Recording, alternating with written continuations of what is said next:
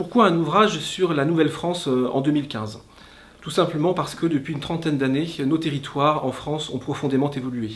L'État est beaucoup moins présent que naguère, de grandes entreprises ont disparu, des petites et des moyennes également disparaissent tous les jours.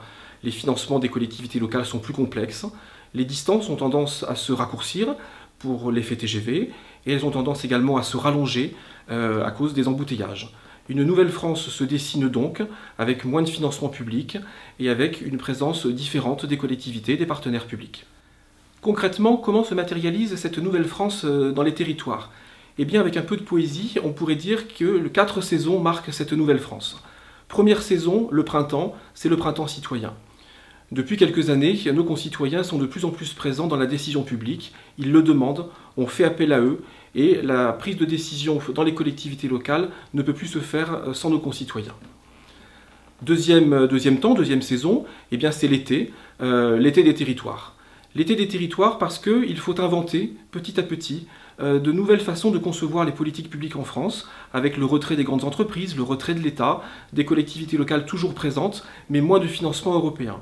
Et dans ces projets mis en place par les collectivités locales, de grandes épreuves permettent à nos concitoyens de se retrouver dans cette France des terroirs, avec bien évidemment en point d'orgue, au creux de l'été, au sommet de l'été, le Tour de France ou la fête de juillet. Troisième saison, l'automne, eh bien c'est l'automne des réformes. Pour la simple et unique raison qu'il est beaucoup plus difficile aujourd'hui en France, non pas seulement de faire prendre une réforme, mais de l'appliquer. Et l'exemple emblématique serait celui du conseiller territorial qui, voté sous le quinquennat précédent, prévoyait de faire représenter par une seule personne, un seul élu, le conseiller territorial qui aurait siégé au département et à la région. L'actuel gouvernement a décidé de revenir sur cette réforme en 2012. Quatrième saison, eh bien c'est l'hiver des finances locales, pour une raison simple, c'est que les collectivités locales ne peuvent plus réaliser leurs projets et voter leur budget comme il y a quelques années. Précédemment, eh bien, elles décidaient de leurs projets et les finances suivaient naturellement.